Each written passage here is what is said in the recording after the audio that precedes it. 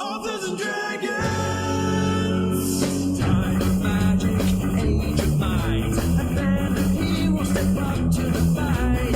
Playing with powers they don't understand. Will they fuck it all up or will they save the land? Treachery, fantasy, loitering and worth. They are their own worst enemies. These fuckers don't need no cost. Authors and Dragons!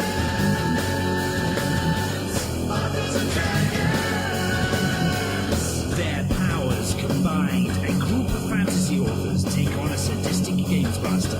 Will they survive? Behold, tis Authors and Dragons. Authors and Dragons! Authors and Dragons!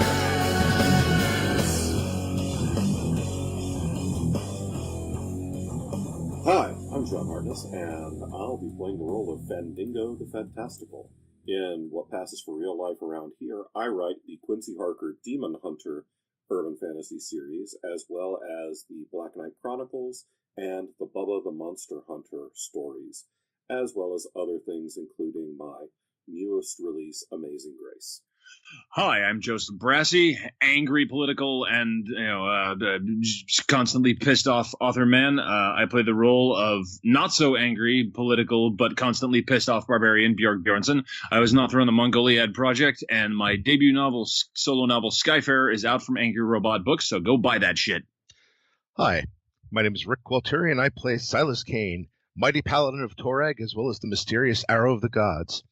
In real life, I write the horror comedy series, or I wrote the horror comedy series, Tome of Bill, including Bill the Vampire, and I have several new books in the works, including Devil Hunters and Get Bent. Hello, my name is Robert Bevan. I play the role of Klaus Richter, the notorious rogue. In real life, I write the Caverns and Creatures series of comedy, fantasy, novels, and short stories, starting with the first book, Critical Failures. Hi, my name is Steve Weverill. I play Brandon Fymaster, monk and aspiring sexy lifeguard. In real life, I write the comedy fantasy series, The Doomsayer Journeys. Hi, I am Drew Hayes, a snowman made of Bud Light cans and shotgun shells brought to life by magic. In my other life as an author, I write books such as Superpowers, NPCs, Fred the Vampire Accountant, and more, including Secondhand Curses, which is available now from Audible. Joining us tonight is Silent Vin Diesel. However, this time he is wearing a jaunty Santa hat, so we do appreciate the effort from him. No, back to the rulebooks! You do not talk to me! We appreciate that effort. And tonight we are sponsored by something real, I think. Steve. Yeah, just a reminder for you guys to check out Dark Hand Games at darkhandgames.com, and a new release coming soon, Beneath. An awesome-looking role-playing board game with plenty of dwarf figurines. So go check out them dwarf figurines. And content written by yours truly. Yeah, but dwarf figurines, Rick, come on. It's like a Torag Wonderland. And we have some other news. Authors and Dragons will be soon starting its own line of publishing with a series of books called Shingles. Shingles are a skin condition. And if you're thinking about childhood and other books named after a skin condition, let me assure you that we are in no way legally or legitimately affiliated with them.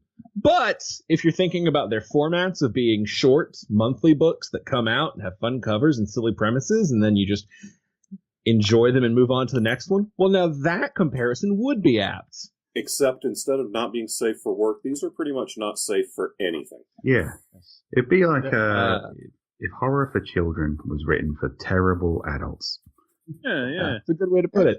If you'd like to pause the episode right now and go to facebook.com/authors and dragons, you'll find that the link is already there waiting for you to go click on the pre-order page and check out the first offering, which is by Robert Bevan. And Bevan, you want to give us the title and maybe a one-liner for it? Shingles Book 1 will be called The Ghost of Hooker Alley. Just kind of sums up the one line as well. Yeah, let's skip the one-liner. If you don't know right now whether you're in or out on that book, there's nothing he can say to change that. Well, you could go and take a look at the cover, which was drawn by the talented John Luther Davis, and Oh, it is a sweet cover. yeah, It is. It's pretty worth the trip acceptable. alone. Yeah, But that title And- really does a masterful job. And we're a little biased, but a lot of us have read this story already, and I will just say it is one of the fucking most hilarious things I have seen, staring at me from my computer screen. There wasn't a single page I read where I didn't go, fucking hell, Bevan.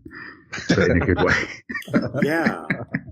I'm waiting for the finished copy, but I am so excited because Bevan is one of my favorite comedy writers, and I'm so hyped for this. I might have to jump in on this one.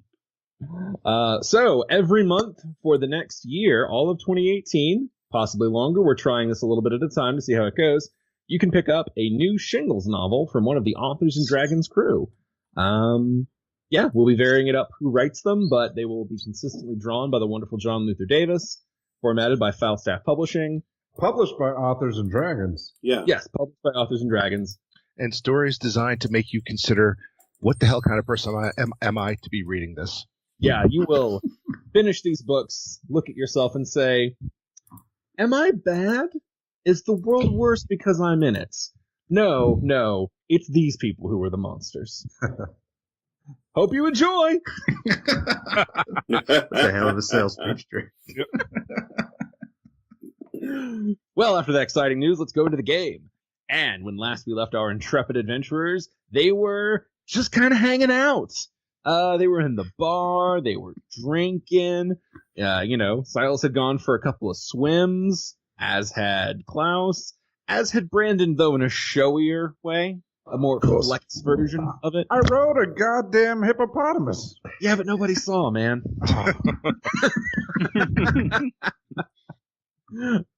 So you are all in the bar, and a commotion begins to occur. Commotion. Oh man, do we have to do something? No one's looking at you. There's excited whispers and conversation filling the room. If you want more, you have to give me a perception. Is Bjorg there? Not Yeah, yet. I will tell okay. you when Bjorg Cool. arrives. Cool. Bjorg went cool. out to pick more flowers. He's really Cool. taking that morning seriously. Yes. What do you mean no one's looking at me? Oh No one's looking at me? Is that something I can very few roll people are against? looking at Brandon Thighmaster. I'm sorry to say, there's something else going on that's exciting. Well, Fandango's Okay. not looking at anything because he rolled a 1 on his perception check. But Silas is tired of being thrown into the water, so he's paying attention very well. He rolls a natural 20. Okay, well, you're all percepting. Brandon Firemaster does a backflip for 17. It's a rad backflip. It is a totally rad backflip. If everybody could stop talking about other things than Brandon Firemaster, that would be greatly appreciated. Well, Silas definitely notices your backflip. Torag could have done it better. Oh, motherfucker. That's Turret could have done especially what insulting better? because Torag's a dwarf god. Like a literal fantasy dwarf with the small legs, and I just don't know that he could backflip better than Brandon Thighmaster. Brandon Firemaster feels all warm and festive inside, knowing that he could probably out backflip a god. All right, Klaus rolls a 13. Okay, Klaus, you see Brandon Thighmaster do a cool backflip. Bendigo, you see nothing. That looks like a better backflip than Torag could do. Dear. Silas sees and hears just a huge chunk. So, Klaus, you get whispers and people poking out, and you think you hear the word wizard being bunted about. And then you, that's all you get. Silas, with a natural 20, you hear the words great wizard. You hear he's coming, he's almost here. You hear holy shit, I had too much whiskey. I think I'm going to piss under this table. Keep an eye out. Let me know if anyone notices. Public urination is a crime. This looks like a job for the Arrow of the Gods. Hang on. You want to get mad about public urination. You who rolls with Klaus. This isn't me pissing under the table, by the way. No. Yours would be much, much grander, and I don't think you would hide it. Well, So- it depends on what the purpose of it was for. Yes, but I'm desensitized to Klaus piss. God, I wish think- the rest of us were. Klaus wouldn't waste his piss below a table. He would wait for a target. I hope that someday Silas is on fire so I can not piss on him. Boy, that would be the ultimate insult to injury. Well, that's what's happening. What would you all like to do? I'm drinking. Come, friends, let us go see the great wizard and kill him if he's evil. There's a loud ring of laughter from the people around you. Well, Fendingo, you have a natural one and are not at a window. Exactly. Yeah. I'm looking dead at the surface of the table, expecting to see a wizard. There is no wizard there. God damn it. Drag Fendingo with me. Okay, where are we going? Yeah, where are you dragging him? We're going to see if we need to kill an evil wizard. Well, You're going to step outside. Sure. All right. Perfect timing. Silas, this seems like a terrible idea. Of course it does. Okay. As you both move outside, you see a shape screaming through the air, and it comes coming down and lands with a hearty splash in the water. And Bjorg sort of hefts himself up, and he's covered in this weird green kind of slime. And standing out there is Gunther smoking a joint, just kind of sneaking one out. Can't smoke indoors here. And he sees Bjorg land. Yeah, plants are dangerous around here. Oh man. Oh yeah, I can't believe that flower thing spat him out. He must taste fucking terrible. Sixth. Bjorg, you went to reach for a very pretty flower. Then there was a whip-like sound. You were in a place that was wet and squishy, and then a mighty blast sent you hurled into the air. I have been born again! Next time you get born, can you get born prettier? Because, damn, you're great. You hurt me! So is that born again as in worshipping Torag now? No. Okay, then I go back to ignoring you. But outside, actually, I do want perception checks from you three. Fendingo rolls a 23. Silas gets a 15. Brandon rolls a 15 acrobatics. Are you still in the tavern? Yeah, Klaus is still watching me. What are you going to do this time? I don't know. I'll stick to the favorites. Backflips seem to work. Do a slightly shittier backflip than before. Is it shitty enough that Klaus notices that it's shitty before, or is it still very impressive? I still think it's better than Torag could do. Yeah. It's 15 to 17. It's in the same range. Okay, so godlike backflips is what we're saying. Yeah, assuming that god is Torag, yes. Gonna burn down that fucking tavern. Do not burn down the place with the beer. Yeah, while everybody else is screwing around outside, I'll order some beer and ask the bartender what's all the brouhaha. The great wizard's gonna come down and deal with the monsters that get stirred up by the holiday frost. Yeah, Ice Day is great. We don't have to work and we get a show.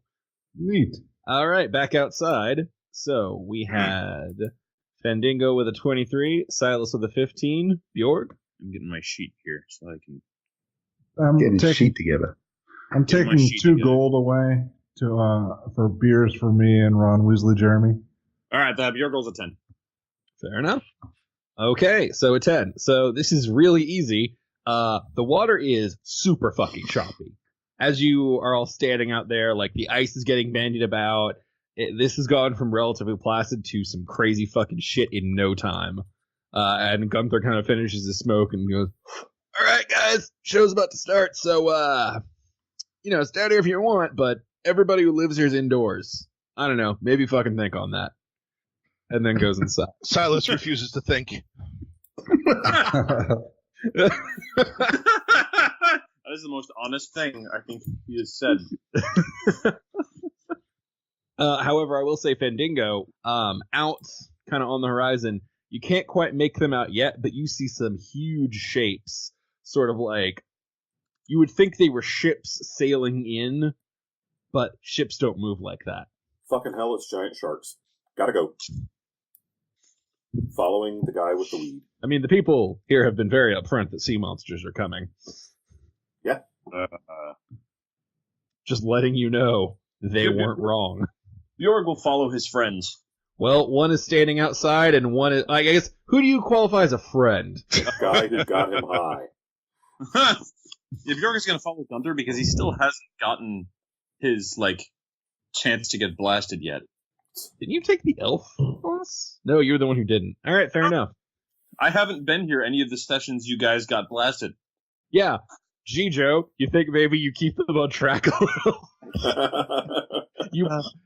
It's almost like without the voice of reason, it just goes to shit, and everybody gets high. The barbarian is the voice of reason.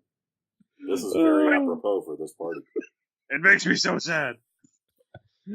Okay, so everybody but Silas is going indoors. I'm seeing opportunity here. Okay. Vendingo's going to go over to where Brandon is standing on the table and said, "There are sea monsters coming." Brandon And about that point, Gunther goes, "Hell yeah, there are, buddy! And we got a fucking seat!" And he slaps a contraption down in the middle of the table. As soon as it leaves his hand, it begins to glow and vibrate, and then it sort of opens up and spits a magical image onto the ceiling, and everybody just kind of turns upward as lights are going out. And you guys don't need perceptions, because this is going to be really crystal clear and perfect. Silas, roll me a perception. 9. Okay, you see choppy waves. You know what I'm going to do? I'm going to get an arrow. I'm going to knock an arrow, because what Silas's plan is, if this wizard is coming to kill these sea monsters, right when he wears them down, just as they're about to die, Silas is going to shoot a couple arrows at them. Because therefore, if these people see that he's the one who finished the sea monsters, they might convert. That is a plan. That is a plan that you were going to try and execute. Listen, this is D&D. You can always try. You can always try, champ. Always try. For the rest of you, you can all see a very familiar tower. It is pretty much impossible to mistake because you've seen it every day. It is the tallest tower on this pier. It's the one behind Gunther's shop that you've never been into. It is the Wizard's Tower. Very straightforward. By the way, while this is happening, 13 for backflip. Well, you are really this time it is noticeably worse. Not bad, but worse. Brendan, he's not wearing a collar, but if he was, he'd be pulling at it. Maybe vary it up a little, Maybe you're just doing the same thing over and over. You're letting people see the seams. My God, my entire existence is crashing down around me. You are almost at dwarf level. Nice. Dwarf god level, let's be fair. All right. So you all can see a man who bears a striking resemblance to Gunther and Bunther, and he will emerge from the top of the tower onto a balcony wearing robes. He's kind of putting a book away. He looks very annoyed at having to deal with this. He kind of roots around and he pulls out a big wooden staff and looks out to the sea, sort of. And he kind of looks toward whatever is projecting the image, and he's kind of glares, and you just see him mouth a single word. Actually, 2 words. It's 2 words. Let's see. Can anybody successfully read lips? Give me a perception. 15 is the DC. I'll tell you up front. Silas does not. Silas doesn't see any of that. Silas is looking at waves. Fendingo does not with a 12. Ooh, Brandon Vimaster stops backflipping to percept and does a 20 like a boss. Bjorg also does a 20. He's very keen on knowing what the strange man is saying, or maybe he just is tripping out on plant goo and just thinks the guy's lips are weird.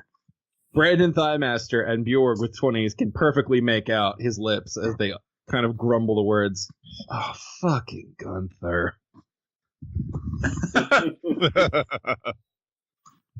But is it a science fiction double feature? And he kind of shakes it off, raises his staff, which begins to glow, and then slams it down to the base of the balcony, and instantly you all feel a ripple. Silas, you feel it too. Basically, a giant wall of magic is wrapping itself around the pier and the town. Huh. I feel Wow. all warm and cozy. Wrapped in magic. You feel safe for possibly the first time since meeting all these people.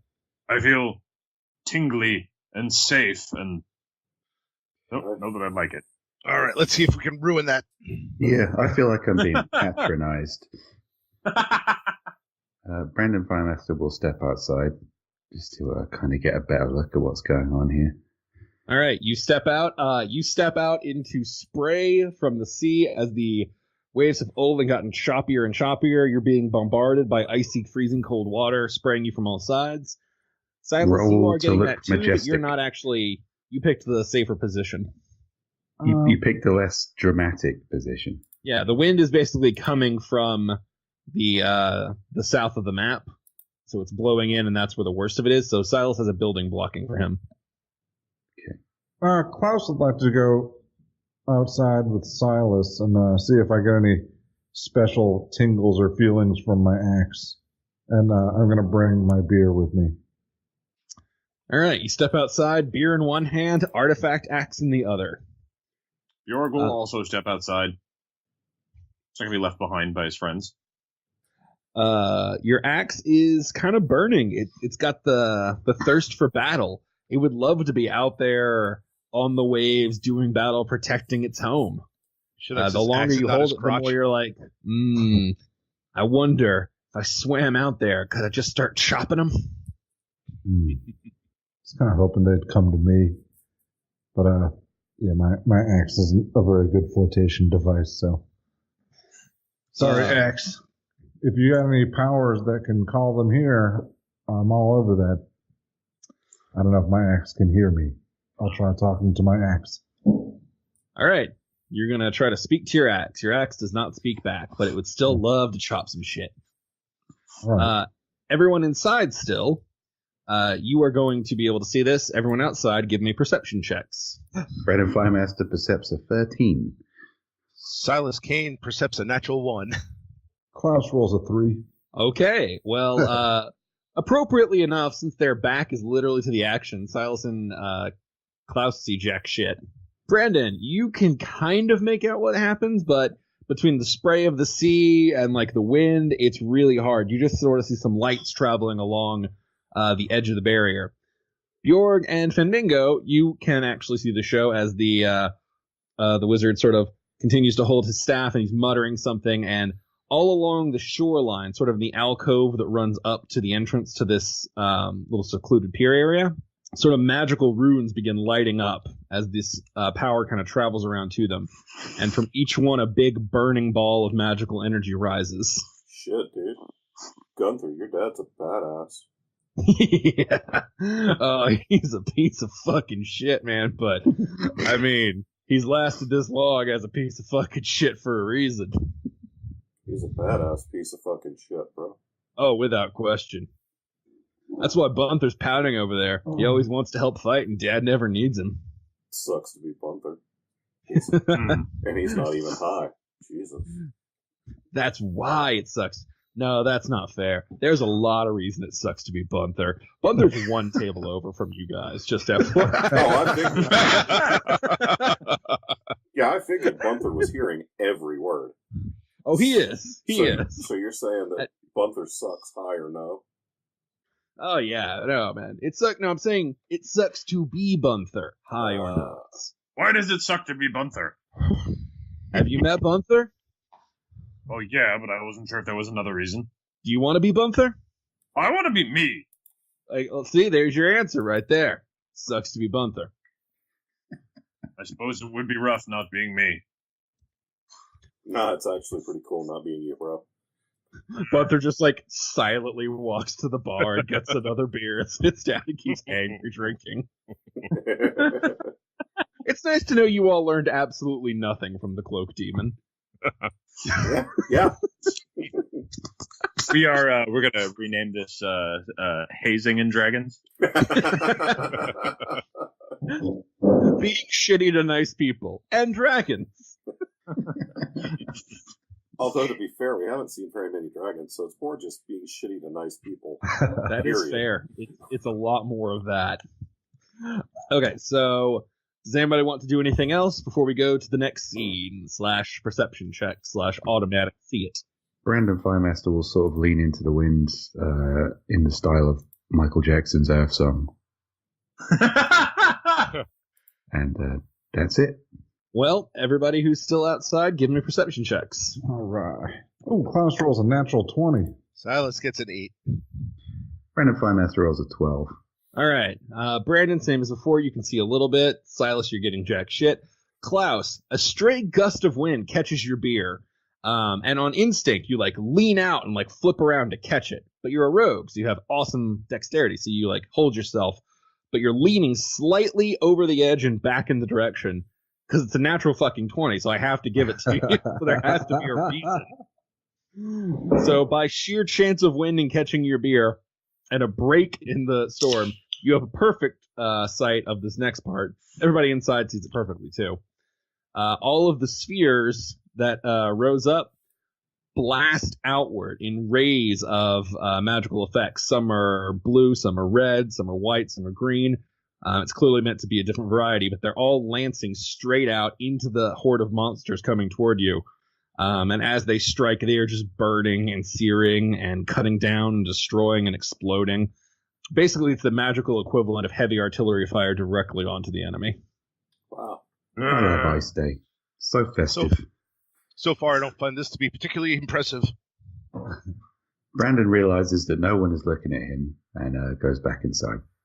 Brandon might not want to realize that no one could be looking at him from it where he's set himself. Huh. Hey, Brandon, look, there's pretty lights. Oh, God damn it. Backflip, backflip, backflip. Klaus Rolls would a like 21 backflip. Fuck your lights.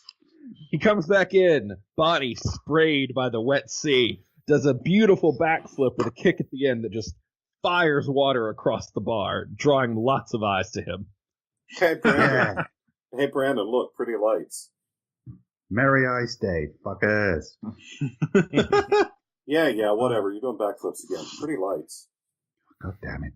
Klaus points north and says, "Whoa, big evil's coming. I'm going to go inside and tell the others." And he'll leave Silas out there by himself. Staring at the waves. All right, as you enter, there's just a big old cheer that goes up as they see the monsters get turned into pieces, more or less. And you just hear, "Hey! Ice Day! Ice Day! Ice Day!"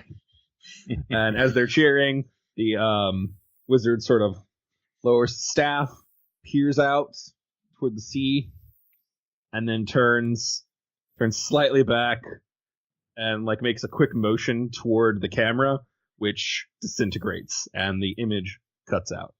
As Gunther picks up the orb. "Oh man, he saw the scrying stone. Yeah, at least he let us watch this time." I feel sorry for those people that needed to watch it that way. Silas, who's convinced the attack is coming from the north, is going to move further out in the pier. All right. Fendingo actually tried to make conversation. Yeah, what's going on, Gunther? What's next? I mean, it takes Dad a while to recharge those runes. It's going to take a solid month of juice from him. But, the monsters are dealt with, and now we get to enjoy their parts washing in over the next week. It's sort of the rest of Ice Day. All those rare pieces of monster just come floating in, and whatever you find, you can keep or use. Where do these monsters come from? Well, they're native to the ocean, and then when the giant cold snap happens in one part, it creates an effect that dramatically affects their environment. And holy shit, what was I smoking? I don't know any of this. When Big Red and Cold Demon fly over, makes this place cold, bother shit around, weather stuff, Dad kills them. So the monster parts, do you eat them or make wigwams or what? I mean, kind of depends.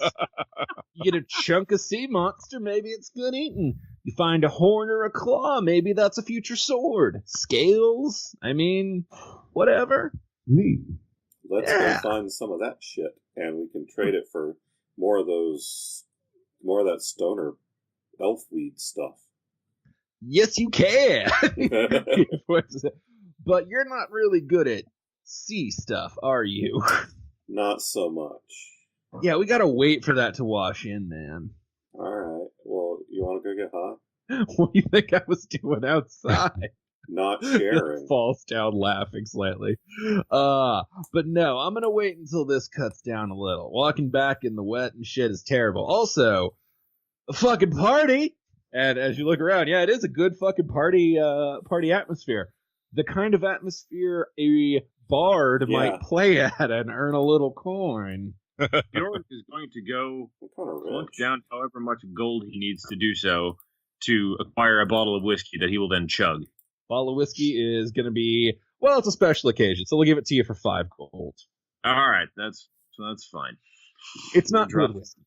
It's not good whiskey? Well, fuck. It is not good whiskey. Not for 5 gold on this island. All right, Fendingo's going to open up his bag of holding and start jamming on his lute. He's going to start off with a jaunty rendition of What Would You Do with a Drunken Sailor? Except he's going to change the lyrics to What Would You Do with a Stoned Out Gunther? Bjork is going to kind of like furrow his brow as Fandingo plays the song and sings, and he's going to kind of mutter to himself, "Why would you throw rocks at Gunther?" Why wouldn't you? Different kind of stone, my big man. I keep missing it. He said, well, it's a holiday, and you're here. You have any of that weed? Whoa, man, on the download, jeez.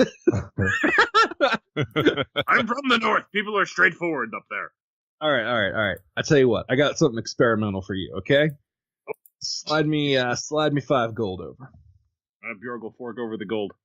All right. High. He hands you back like a small, not quite as long, like half as long as a dagger, cylindrical thing, with little bits of runes and stuff on it. He says, all right, so this is my newest experiment, okay? It's a way to use that alchemic smoke I created, but in a more condensed form indoors. There's like a heating rune in there. You know what? Don't worry. All you have to do is just take a pull from it. You'll breathe a little bit of smoke, but it'll dissipate quickly, and then you should be feeling high pretty soon. Sounds good. Is Bjork vaping? Yeah. Shit. He's got it. Oh, Gunther should invent vaping. Fucking hell, Bjork's a hipster. Well, no, Bjork is he's still getting the good shit. They make weed vapes. So, yeah. Gunther, for 3 gold, you are getting kind of fucked up. Do I have to roll anything? Brandon would like to roll something. Brandon's going to roll to have an idea. I'm going to roll an in. You're going to fail. Yeah, he rolled a 3. He doesn't have an idea. Okay. Fendingo's going to roll a perform check, sing at a 20, and see if he can get some coin. Or free booze. Whatever. So you got a 20? Yep. 20's good. That's a pretty damn good perform, yeah. People will start singing along. They're in a good mood. They like the cut of your jib. A few drinks arrive for you, like a glass of whiskey and a cheap ale, but shit's not cheap here. It's all right. We're all drinking. Is it cold enough outside to freeze water? There's chunks of ice floating in there, but you don't definitely feel like it's still cold enough to put a bowl of water out. Basically, the coldest point was right after Big Red and the Cold Demon flew overhead, and since then it's been steadily rewarming. Oh, shit. Oh, well. There's an off chance it might work. I'm going to step outside and see what Silas is doing. Silas is menacing toward the island with a dangerous look in his eye. Are there other people walking along the boardwalks here, or the piers? Oh, God, no. You two are the only idiots out in this storm. All right. Well, now that Brandon's inside. I'm gonna, as long as he's looking the other way, I'm gonna piss on the boards. Silas, you are gonna have to roll me the mother of all perception checks, but you do get a perception check. Okay.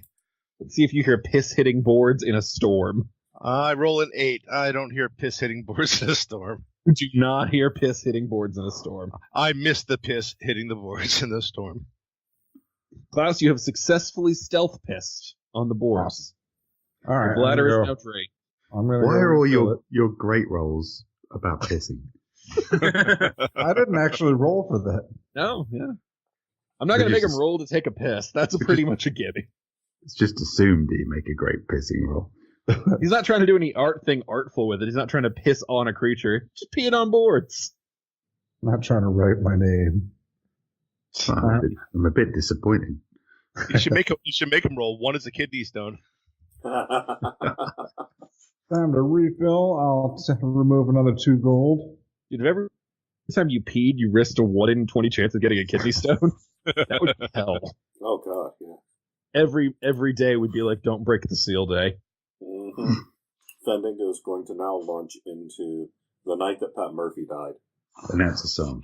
Oh yeah. Okay. Cool. Unfortunately, he's going to roll a natural 1. Oh, okay, Ooh. so... Can we you don't have know the this, natural but, one? that is a deeply offensive song in these parts. Maybe they had a Pat Murphy, maybe they liked him, maybe they hated him. I don't really know what that song's about, It's so an I'm Irish just going to cover drinking my song. bases. Just an Irish drinking song. I got bad news for you, Fendingo. Yeah? Sixth! God damn it!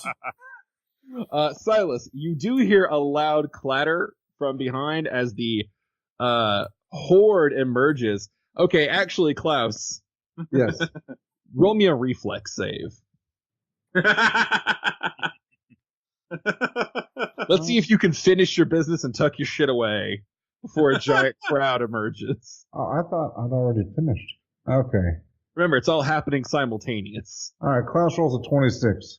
Okay, that is all right. With a reflex of 26, you like cut off the stream and like pull your pants up real quick, and it's the pier is soaking wet from all the spray, so no one can tell. Weapon finesse. Yeah. Yeah, you see what I mean about the great rolls? He didn't even like put a drop in his underpants there. Oh no, it was smooth. All right, Fendingo goes in the drink. Glove. Fucking Silas, you glove. feel oddly gratified. Silas will watch him flailing about. Let me guess, you tried to convert them to Torag too? If I say yes, will you help me up out of here? No, because that's not what Torag's about. He's got As Fendingo clambers up out, he points at Silas and starts yelling 7th. Silas isn't doing anything annoying. He's out here away from everybody. They just go back inside. That's the Or least perhaps the annoying first thing time. Silas could do. Yeah. This is minimum annoying Silas away from him. Alright, I'm gonna go back inside and try to dry off. I'm going inside too, but I'm going to keep looking out the door to see if Silas comes this way. All right. York What is still else drinking like and getting high. By the way, the storm, you can just kind of gather from talking to people, will calm down in about an hour. So you guys can keep doing stuff, or you can wait until it subsides and the town goes back to somewhat functionality. It's still a day off. People are still getting piss-faced, but at least they can walk around. So totally up to you. I'm just letting you know. If you want to do stuff, there will be an opportunity. But if you want to talk to people and learn more, that's absolutely cool too. Or you can leave and go back to the island. It's fucking up to you. Did we sell What it? sort of? Oh, wait, we were gonna buy some shit, weren't we? You guys bought a lot of shit last game. Yeah, but Yeah, only... but Bunthers was closed. Right. Yes, Bunther was closed. Bunther, who you've been mocking and is aggressively drinking behind you, probably isn't going to reopen in that state. I'd like to point out that Brandon Flymaster has bought everything he needs and so does not need to make nice with Bunfer. That's whether you guys have to make nice with Bunfer. I don't. Fendingo's got pretty much everything he wants, except dry underpants at this point. Ooh, Bumper is the only man on the island with dry underpants. Tough luck, Fendingo. I'll just wave my nuts over the roaring fire then. Bet you wish you'd gone with short shorts now and nothing else. Yes, suckers. No. Yeah, good call. Well, I don't think it'll Silas work is for gonna. anybody but Brandon Thighmaster.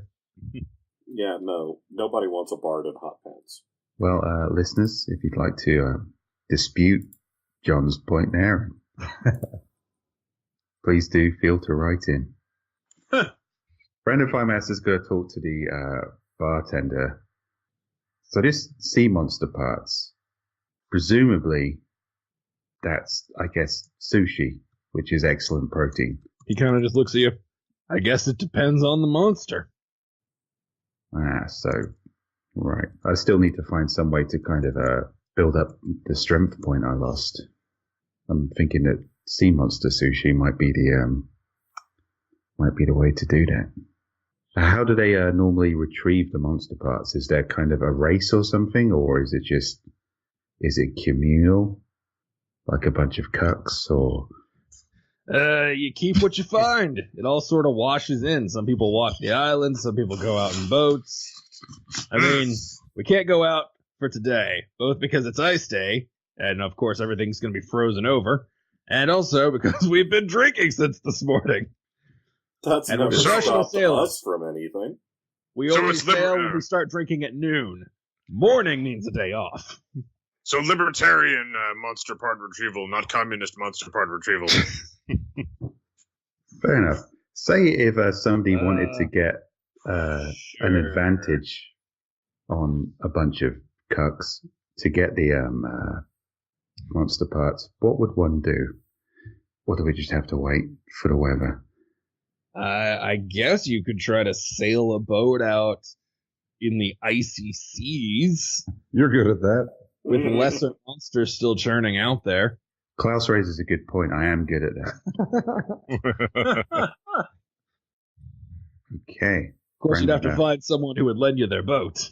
that won't be a problem. I can commandeer a boat. That's Again, all right. I'll just steal one. steal is such an ugly word. Yeah, I said commandeer. Brandon Farmhouse is going to go look for a boat that's not being used. You step back out into the storm. Roll me a perception check. I think he's my friends. I think that that our friend Brendan believes that he's going to command a deer. I could command a deer if I wanted to. I'm not sure that that's a good idea. Deer are notoriously averse to being commanded. He's just going to punch it, Bjorg. It's fine. Brandon Farmhouse percepts an 18. All right. With an 18, you can see a couple of nearby boats that are tied up. There's big chunks of ice blocking them. You kind of took the free one when you left earlier. The rest you'll actually have to kind of move around and sail. They are unused, of course, because the entire town is on holiday. And you also notice the giant glowing magical barrier that is still separating the inlet you're in from the outside sea. Right, okay. Should I roll an intelligence check for that one? Or is Give it a that shot, man. You can always roll. Brandon Farmhouse rolls a 14. That's pretty good. I should imagine that Brandon realizes he can't get the drop on any monster sushi with that barrier still up. I will give you this with a 14. You know that some barriers are one way only, so maybe it would let you out but not back in. Oh, now. You see what you've done there, Drew? Now I have to go on the boat. So, Bjorg, are you worried that Brandon will command a deer and we should stop him? Bjorg, Yes. I'm glad we circled back to you. Did you do as Gunther instructed? I did. Bjorg is super fucking high. All right. Yeah. All right. Do I Bjorg need is to... just eating a plate. You don't know where he got it. No one's brave enough to stop him. It's just happening, and everyone's going to have to make peace with that. It's a pancake. All right. Fandingo's going to sit by the fire and play Little Wing. Roll me a d20. Let's see if it's 7. 17. Okay, that's just going to sort of balance out the bad will from earlier. They're going to let you play, but they're going to keep an eye on you. That's fine. I'm going to sit here and play instrumental shit. Silas will continue to keep watch of the storm, and as soon as the waters die down, He will return to the bar and announce to them that he has saved them with the power of prayer. Okay, so you want to stay out and wait until the water cools down. Yep. Okay, or calms down. Calms down. So, Brandon Thighmaster. Is anybody going after Brandon? Or do we need to do Brandon's thing on his own? I'm still watching Silas. Well, do I notice Brandon? Does Bjorg have the presence of mind to notice Brandon? No, he does not. And Silas, you Okay. have made it very clear you are looking toward the island, so in a storm, I'm not going to give you a check for that. Sure. I guess I'll go after Brandon since people aren't going to pay me to play. Oh. Come on, Bjorg. Where am I going? Just walk with me. It'll be funny. Can Bjorg walk with him? Roll me a will check. All right. Let's see if you've got couch lock. This is what I really wanted. Besides, I want to be so fucked up that I have to roll things to do basic shit. Well, the alchemic stoner is the right guy to see for that. Bjorg rolls a 9. Yeah, you definitely think you are following after him. You're not. I'm coming. Your feet are moving, but you're still sitting. Yeah, you're just kind of leaned back into your chair, kicking like a dog having a dream. All right. Yeah, I'm coming. I'm right there with you, fan. Okay. All right, I'm out there with Brandon. All right. Brandon, what are you doing, man? This is on you. What's up, buddy? Okay, yeah. Originally, I thought that my, above average intelligence check would save me from making a stupid decision here, but it's just kind of compounded the stupid decision. So I think I have to go with that. Dangerous. Yeah. Well, Fandango, I've been thinking about this, and I reckon that I can sail through that magical barrier and get a head start on the monster sushi before the locals get their oaring. So, Why do you want monster sushi? For the protein, for the gains, man, for the gains. All right. So if you get in the boat, I'll follow after you. All right. You get in the boat and I'll follow after you. Okay. Well, I just, I assume that the boat's going to be easier to operate with two seamen. I'm not putting my semen in your boat, pal. I have no idea what you're talking about. Okay. That's unfortunate, but yes. Brandon gets in the boat. Fandango gets in the boat right behind him. Oh, actually, I appreciate the level of trust you've put into me there, Fandango. Well, you've never steered me. Well, okay, you've steered me less wrong than Silas and Klaus, so. Wait, what? Right. Yeah, I'm not sure if that statement was entirely qualifiable, but we're in the boat now, so Now let's boat. Well, you're going to do all the rowing. What would you like to do? Yeah, I'm going to row the sucker. Let's boat sounds like some sort of awkwardly translated Korean manga about yachting.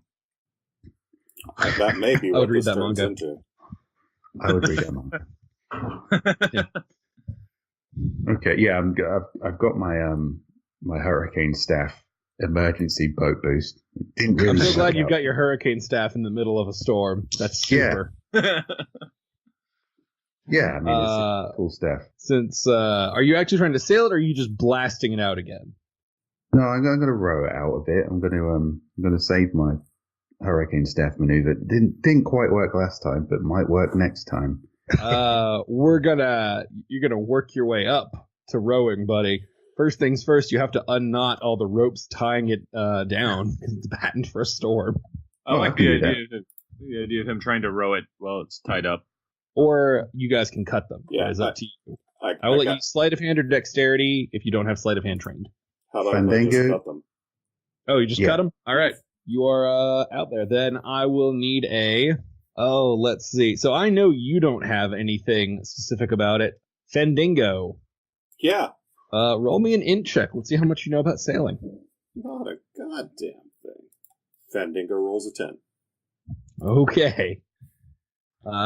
You know a little bit.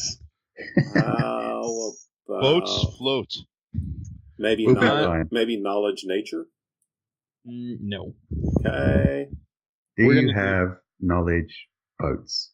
Do not have knowledge boats. I have survival. I have rise. Okay, maybe if you have survival trained, I will let you roll survival. I think that's as good as we're gonna get for a boat skill. I've got ride. Am I not technically riding this boat? Is that not the We're not. nautical term? Fendingo If rolls not- a 19 for survival. Okay, if you do not have survival, roll me a straight wisdom check. You both need to roll this. Wisdom check. Okay. So for a monk, not a bad stat. So you got a chance. Yeah, we'll see. Oh, Brennan Firemaster rolls a natural 20. Holy shit! That's good because Fendingo rolls a 4. No, Fandingo, you rolled a survival. 'Cause Oh, you have okay. a trait. Thank God.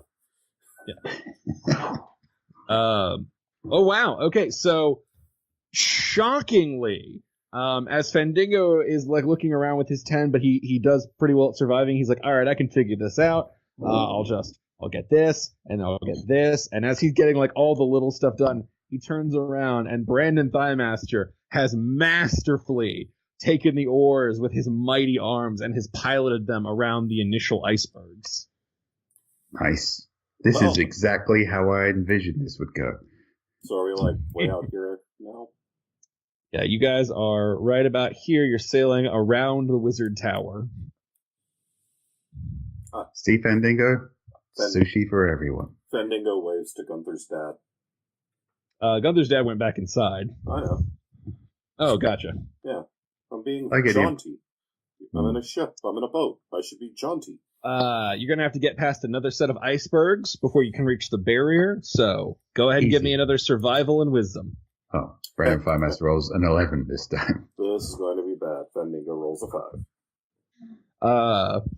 Brandon Thighmaster, feeling exceptionally confident, just keeps on rowing full force as Fendingo tries to adjust their bearing horribly, and they just smash right into an iceberg. Holy shit. You've only hit, Sure. they're small, and you've only hit one, so let's say this. If roll me a one of you roll me a D100. As long as you get above 25%, we're going to say the bolt holds together. You know, Just like there's the there's no way Brandon is letting Fandango on the door. I'd just like to Yeah, remind no. everyone that John predicted this would happen last episode. There's plenty of room on the door. I just want Did we remember to pack a door like all good sailors should? You did not. Oh, shit. to. So Fendingo rolls an 83 on that D100, so our boat holds together. Okay, 83 is good. That will, you only have to roll one. Okay, good. And so you're above 25%. My roll was shit. So. I'll tell you up front, the more hits you take, the higher this is going to get. So you have successfully not broken your ship, but you have to free it from the iceberg. So that's going to be another round of wisdom and survival, and if you fuck up, you're going to make it worse. Just like in real life. That's Yep. Fendingo rolls a 16 for survival. All right. That's good for one. Oh, Brandon Firemaster rolls a 17 for wisdom. All right, that's good. You two managed to successfully get it off the iceberg and back into the water, and you're heading for the barrier. Sweet. Brandon, are you sure we can get through this barrier? Well, it depends on your definition of sure. I mean, I'm confident, but I'm gonna die. All right. We are going to, so we're going to leave this to chance. We're going to decide naturally whether or not this barrier has certain functionalities built in. So, I'm going to make Brandon roll this one. You're going to roll me a D100. If you get less than 50, it's going to let you through. If you get more than 50, it's going to stop you, and it's a two-way barrier. If you get less than 10 or lower, it's going to have a disintegration component. Oh, jeez. People might be Awesome. rolling new characters tonight. I don't think they'd take that much damage. They're smart. They'd get away, but they might lose a limb or two. yeah, I was- or drown. Kind of hoping that we'd see the boat disintegrate. Oh, that Brandon. would definitely happen. All right, Brandon, give me that D100. Brandon Firemaster rows confidently towards the barrier, shouting, I am the best boat guy. And he rolls an 87. Woo, fortune is on your side. This is a two-way barrier. As you smash against it uselessly, the magic kind of pulses, but refuses to let you through. The wind is coming through and all that, but nothing physical. Just the water and the sea and the wind. Just that. Is there any monster detritus near the barrier that might sort of float through if we hang around here for a little while? No, there's nothing nearby. Those blasts all took the monsters when they were still pretty well out at sea. Oh, well. It's been good cardio, so it's not entirely wasted effort. I would like to add, I am the best boat guy for one of my favorite battle cries now. Okay, I got nothing else. I guess we'll just throw back. I would like to point out that Brandon Thighmaster has now destroyed 2 boats on what is effectively D&D Christmas. It's not destroyed. I think I said commandeered. Yeah, one of them is definitely battered, and one is fucking splinters. Well, yeah, but this one's not destroyed. How many times are we going to have to roll to get back? Actually, that's fair. Let's see if you get the boat back. If you just fuck off and leave it. Wow. Well, Fendingo rolls a 19 for survival. Brandon rolls a 9 for wisdom. Turning around might not yet be in his repertoire of boat guy moves. You turn around, but as you're coming back, you smash into the same iceberg. Fuck this, man. I'll tell you this. Basically, to get through without issue, one of you has to beat 15 and the other has to beat 10. Fuck this noise. Fendingo's hopping out of the boat and swimming to the nearest pier. Okay, do you even want to roll, or do you just want to leave it? No, as soon as he hit the iceberg, I'm like, fuck this noise. You are real near the pier. Right. Fendingo, you are unable to grab the pier in that spot, though. As you try, you hit a different barrier, and basically until you get on this side, over by Gunther's shop, you will be unable to climb onto the pier. God damn it, Brandon, it's cold. Well, yeah, that's why I stayed in the boat. Well, I'm gonna take some precautions. I'm going to lather myself up with lamp oil, so I'm protected from the cold, and swim back gracefully. All right, you have abandoned the boat and swum back. Yeah, but the boat is still very much lodged in the iceberg. Oh yes, it is there. You put it in good with those strong arms. It's just not the spirit of Christmas unless someone's livelihood has been ruined. Good point. Happy Ice Day, fuckers. Okay. Does anybody want to do anything else, or are you? Oh no! Wait a minute. While I was swimming back there, I deployed my air bladder. Don't you have to blow that up? Yeah, I did all that. Just pretend I did all that, and the air bladder had some kind of purpose, and we all have a merry festive season. Except the fishermen whose children now starve. Yeah, well, it's not all about them, is it? A bedraggled Fendingo comes in and sits down by the fire again. A sleek and energized-looking Brandon Firemaster slams his air bladder on the table and sits down smugly. Bjorg waits a full minute after both of them have come back, and then just says, "Yeah." Klaus continues to wait and see if Silas is going to slip in his piss. Does anybody want to do anything else during the storm, or are we all just waiting for Silas's held action? Yeah, no, that's it. I think I've done as much as I can. There's more boats to wreck. I know about the barrier now. I mean, if I'm wrecking boats now, it's just for my own amusement. All right, after about an hour, the storm has quieted.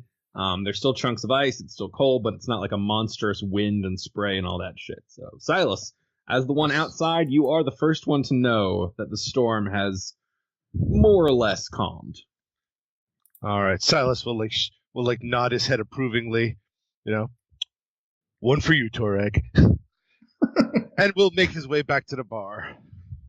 You successfully return to the bar. Oh, shit. That sucks.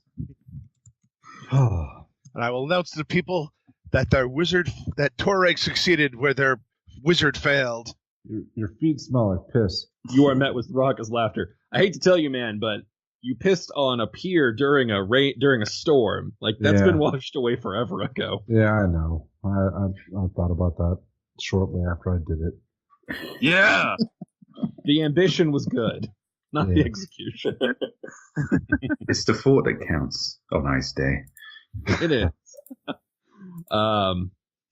Silas, people laugh at you and pelt you with apple cores. That kind of made it worth it. Free apple cores is indeed an ice day miracle. Someone get me one of those. I'm so hungry. Silas keeps the apple cores because they're all his. Donations to the Church of Torag. Just wait until Gunther invents Doritos. He's gonna double his fucking market with one. Yeah. Fandango will hand Bjorg another plate. Bjorg eats it. Silas will take a seat next to Gunther. Yeah. The two least liked people in the room. That's so mean to Gunther. Yeah, there's a very good reason we don't like Silas.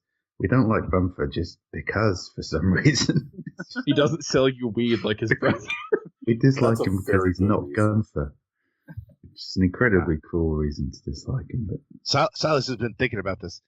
He takes a different strategy. He tries to be understanding of Gunther. Fucking old man. Fucking, I don't need you. I got magic. Yes. Yeah. He doesn't appreciate you, does he? No one in this fucking town appreciates me. You know who would appreciate you? Torag.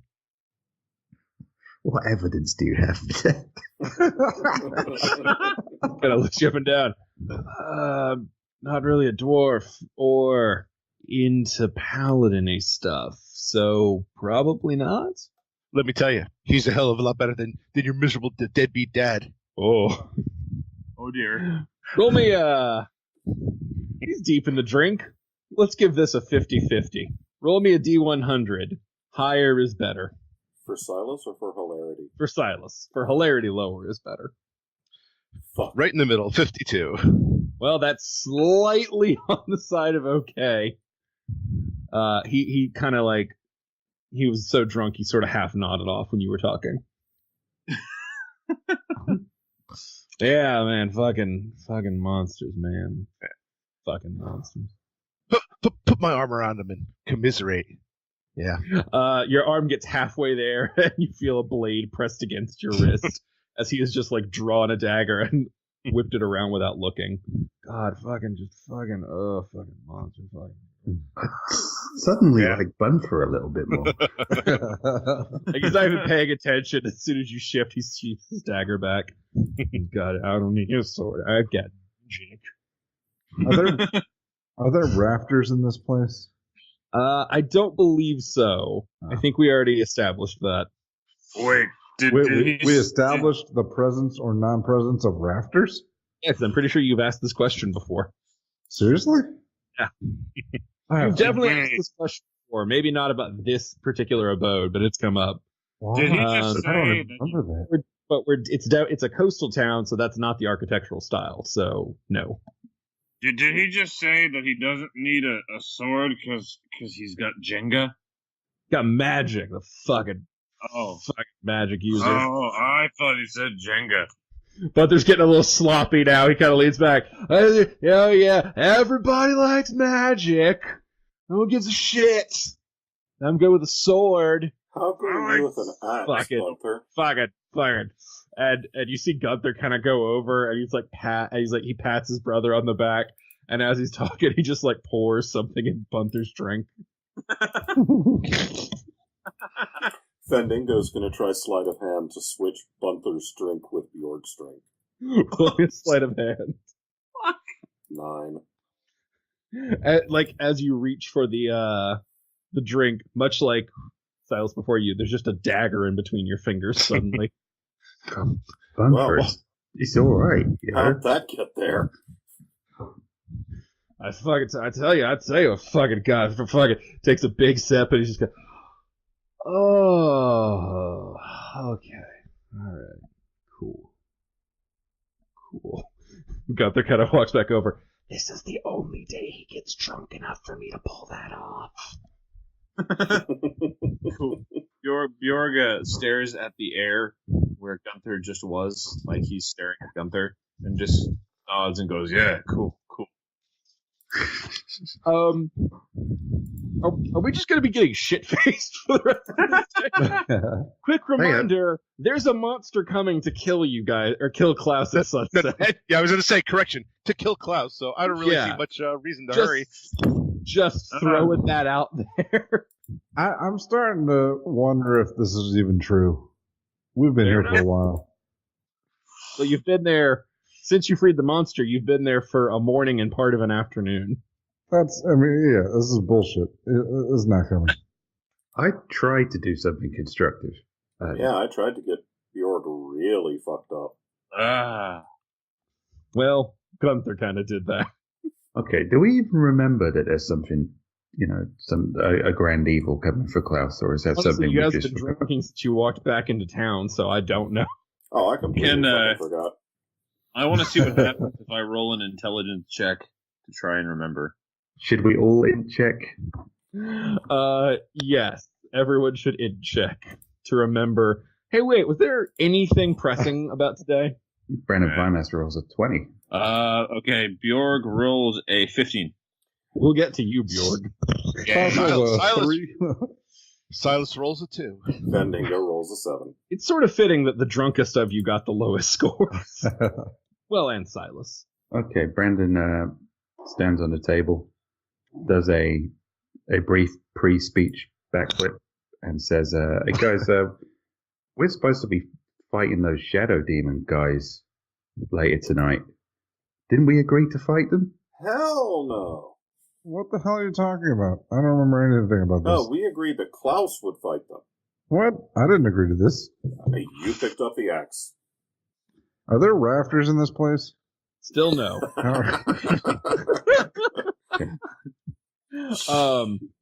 Is Klaus's way of getting out of this fight, is he just going to hang himself? What is The axe won't let him. It keeps regenerating.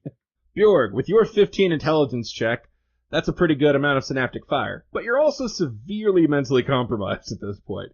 So with your 15 intelligence check, you remember that green is a color, but a lot of the times when you eat vegetables, they are also green. So does green have a flavor? And is that the flavor? And does the different, hues of green correspond to the different flavors of vegetable? Or is that, its own thing? And, wait, what about red? Are all the colors flavors? No, that can't be right. What's purple? Eggplant. Fuck, purple's terrible. There you go. You've done a lot of research into this. I need to talk about vegetables. It's important. The colors. Fendingo hands Bjorg another plate. How's Gunther doing at this point? He's really chilled out. He and Gunther are actually sitting together, kind of relaxing. Huh. Maybe this is the only time they bond as family. Pass him a couple of Torag tracks. They're best when stoned. Shit, they're even better when Silas is stoned. And I don't mean with weed. Gunther accepts them. This is perfect, thanks. He throws them all up in the air and then flings daggers, spearing each one. Oh, shit. I was trying to circle around those. Brandon Vimaster moves closer to Bunfer. Am I drunk? I might be drunk. Fucking ice day. Alright, since we are running late on game session and y'all seem set on waiting out the party, I know I'm shocked.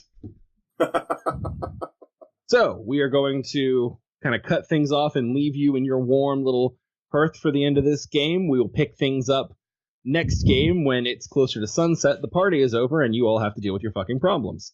So, God damn it. Spent my for now, we're gonna life avoiding my problems. I'm dealing with them. I order another beer.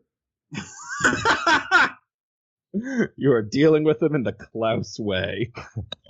But for now, we're going to transition over to the Q&A portion of our show, where we take your questions from facebook.com/authorsandragons.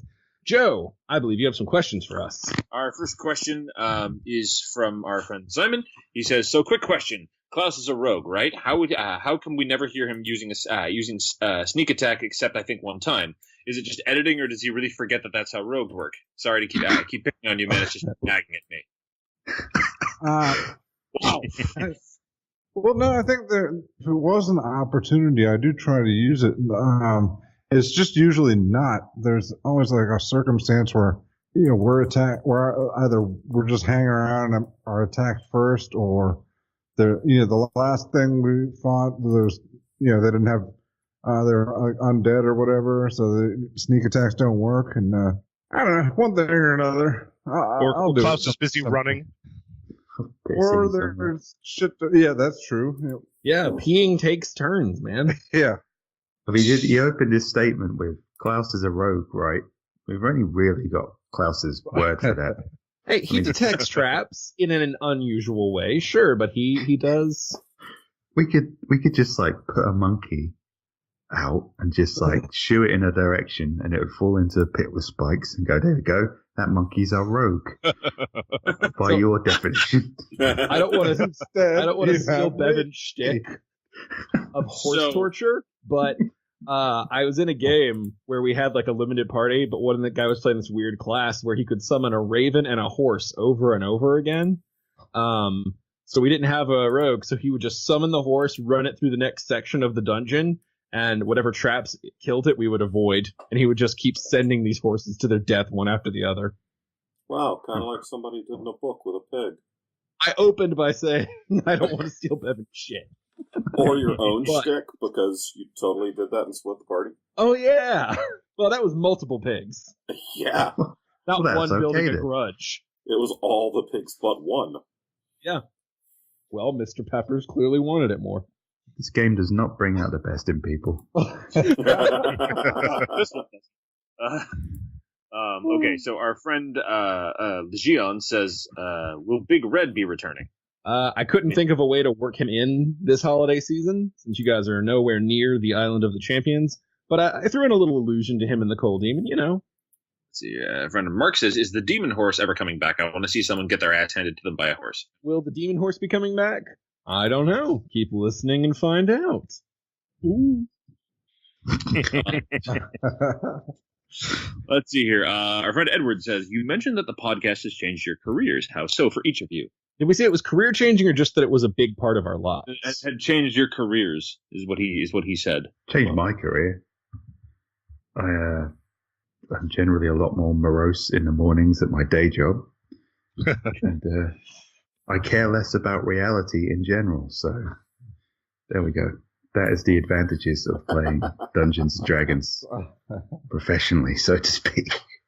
I had a very bizarre experience where a friend of my sister's, who did not know that, so my little sister is 10 years younger than me, and one of her friends had heard of me from the podcast because he listens to Authors and Dragons, but did not know that I was an author or her brother. So that was strange. That's cool. I don't know if she means it's pretty awesome. Mm-hmm.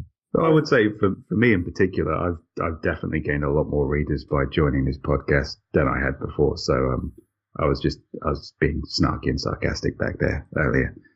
I am very grateful for the lift in the ship. Yeah. I think we've all gained readers, and I know, speaking for myself, having this crew of successful indie authors and fantasy and science fiction authors to bounce ideas off of has been really helpful as I've tried to figure out marketing things. I've got people who I can ask specific questions and get detailed answers for. It's a lot more useful than posting into a Facebook group with hundreds of people on varying levels of experience. Yeah, I was going to say the same thing. Yeah, I mean, the people listening to the podcast, they hear what goes on in front of the curtain, but behind the scenes, there's a lot of stuff going on. Yeah. And we're all on board with shingles now, so that could potentially be a career changer, when that gets picked up by Netflix, as I'm sure it will. Netflix, call us. Or, Pornhub. One of those. Maybe both. Either way. Why not both? Maybe Pornhub buys Netflix. When this airs, the first Shingles book is not something you really want to associate with Pornhub, I don't think.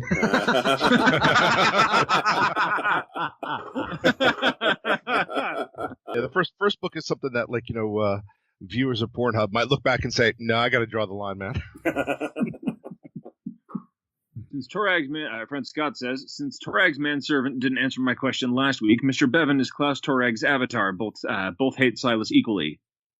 Also, would you please write the Klaus story based on this podcast with Klaus being Torag's avatar? Yeah, all right. That's going to be a lot more than a Patreon pledge. Just saying. Got a direction now. Our friend Fiona says, bees? Says what? Bees? Bees! That is your answer, Fiona. No, scorpions. Okay. Here, our friend Adam has a good one. If your characters had to get real jobs in the real world, what would they be and why? And this goes for any of Drew's NPCs he wants to include. That's a good one. Oh, no. I feel like Judge Hungry would be too easy because he would be a judge. I'm going to think on that. I would say walk through the streets of New York City and you can see Silas on a soapbox standing on really any street corner. And ditto, if you walk through the streets of LA, you can probably see a Brandon Feimester at most street corners. Fendigo's on a street corner in Memphis. Klaus would be a notorious rogue and poor. I think Bjork would either be some, crazed Canadian wilderness man, or he would be that ridiculously huge guy who works in a flower shop. Possibly both. You could be Bear Grylls and drink my pee.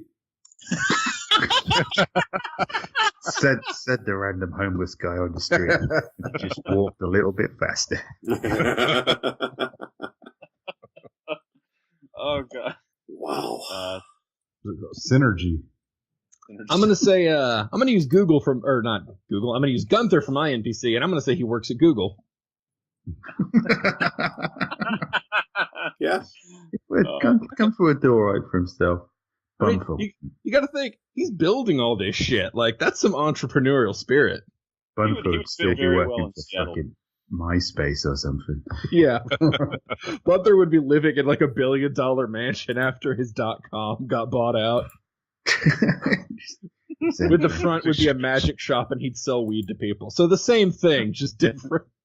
Screw you, Gunther. I'm going to go work for Yahoo. Okay, let's see here. Our friend Bethany said Joseph has been gone a lot lately from the podcast. He isn't going the way Tharic is he? No, I am not. I just have had a combination of some family shit, some doctor's appointments, and just things not lining up well. But I am here indefinitely. So, a reminder, folks, this is the holidays for us too, so we've got shit going on. I don't. And that's why Bevan is our Lou Gehrig. I'm gonna do a bit of translation on this question. Our friend Corey says, "What character have you made in other games last the longest time wise? Highest rank? I assume he means highest level, if different. What's your longest running character? I guess that you've played." Probably this one. I don't know if I've ever had a character getting to double-digit levels. See, we've been doing this for how long? Encouraging. Over 2 years. For 2 years, yeah. Then Bjorg is my longest running tabletop character. I had a monk who started off evil, then turned good, then became neutral. I had a monk who survived 3 different campaigns just because we were playing, people got into got pissy, the game broke up, and then when the DM would start the game up again, I was like, could I just bring this guy back so I don't have to roll anybody new? So he made it through several years. I think this might be my longest running character. There was one right out of college that we played about once a month, and that went on for a while. But I don't think it lasted more than 2 years. I don't have a single character in this, otherwise I think it probably would be my longest because we've been going for a while. I had a DM run a continuation game in college. Like, we finished a whole campaign, and then we were like, hey, that was really fun with these characters. We should pick that up again at some point. And then we did. We did like a higher level one. So I think that was probably my longest. Yeah, this is my only official D&D campaign, so doing okay so far.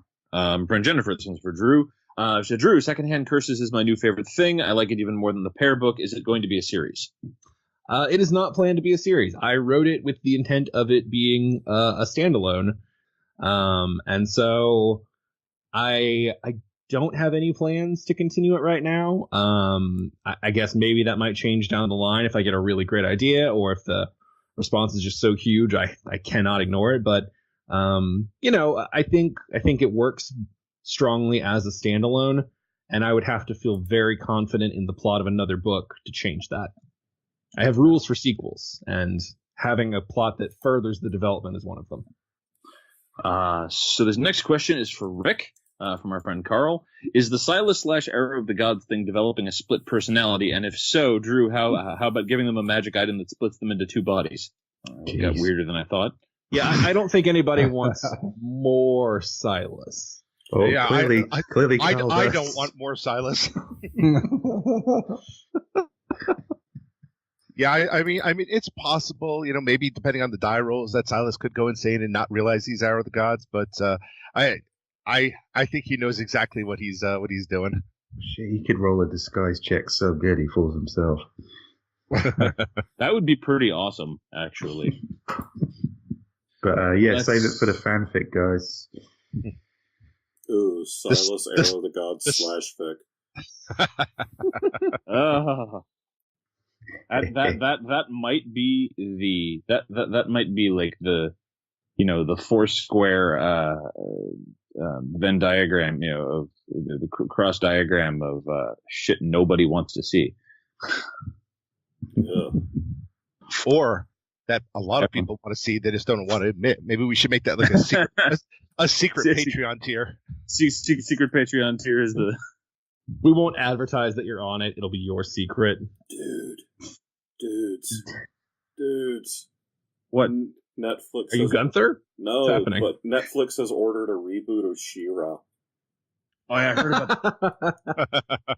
You probably didn't hear it here first, but you heard it here on Authors and Dragons. All right. Especially because it's coming out like in a week. Yeah. Our last question of the evening is from our friend Ed.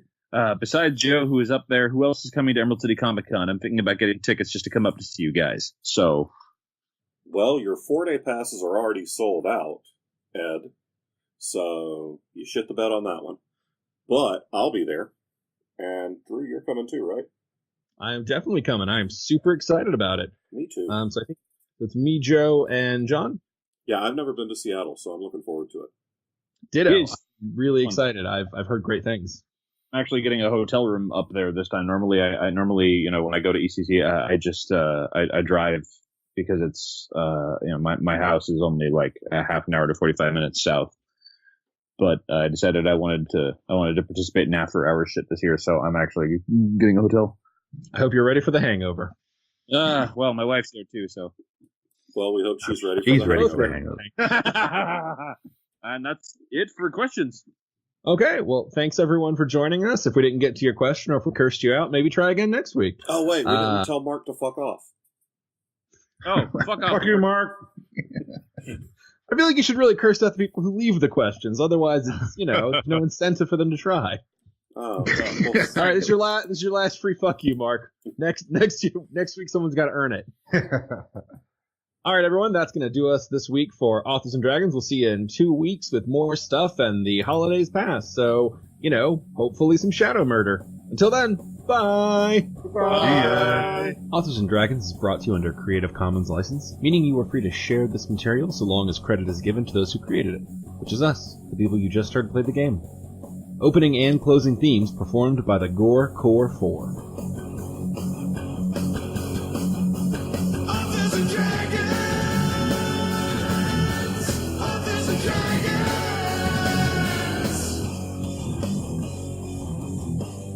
I am the best boat guy.